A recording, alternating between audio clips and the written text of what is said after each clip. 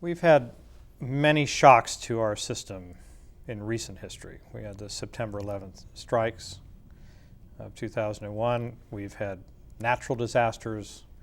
We've had energy price developments, at least that increased the volatility, if not the direction of prices.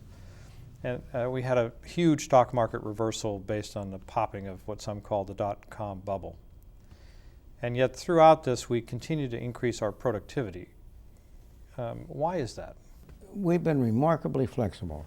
I think the performance of the American economy over the past 10 years, particularly over the period since 9/11, Right. the economy has behaved remarkably well. It's been fluid, it's been adjustable, and I think a very important part of credit for that does go, in this case, to the Federal Reserve and to the stable monetary policy. You don't have to say that, by the way. I know I don't have to say that. I have not been a... I know. You've been a constructive critic. I've not been afraid to criticize where I thought it deserved criticism. But in having once adopted the view that its fundamental objective was to maintain stable prices, Right. the Fed has been able to do so. And over the period from about the 90 to now, you've had close to stable prices. Mm-hmm. Been about 2 or 3% inflation, on and off, up and down a little, but very little. Mm-hmm. And that has provided a stable background, which has facilitated the adjustment to these other changes that have come along. So that what you have is that not only has there been greater price stability, but there has been greater stability of the economy. Mm-hmm. It's fascinating. The accepted doctrine, there's no question, the accepted doctrine among monetary economists was that there was a trade-off between price stability and economic stability. That in order to get greater stability of the economy, you had to have more instability in prices, because you had to use ups in prices or downs in prices to keep the economy straight. But it's the opposite. And that has turned out to be wholly false. Right. It's just the opposite. The stability of prices facilitate the stability in economic output. And I think that's a major explanation at the moment. So that it's been a very satisfactory period.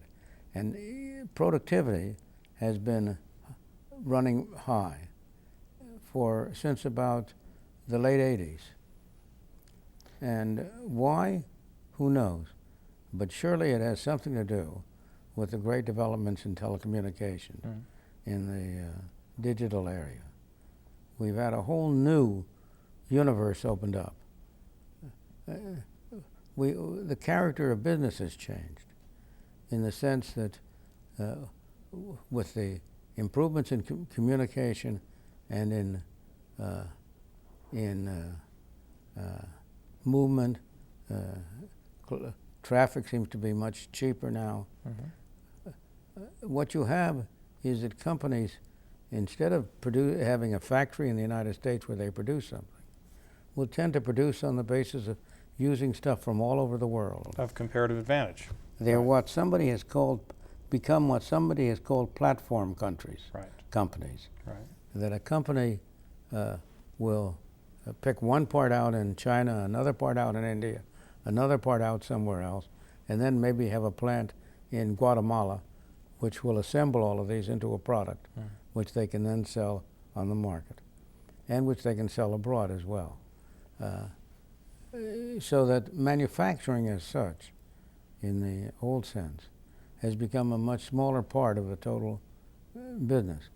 The development of in-time inventories has played a big role in this, because it's reduced the amount of capital that has to be tied up while you're producing it. And all of those things have been very beneficial. So that they have led us, it's a curious situation. You read the newspapers and you think the world is going to hell. You think the economy is doing badly. And yet the truth is that we have never in our history had as productive an economy as we do right now. That average per capita real income is higher now than it had ever been. And continues to grow. That's right.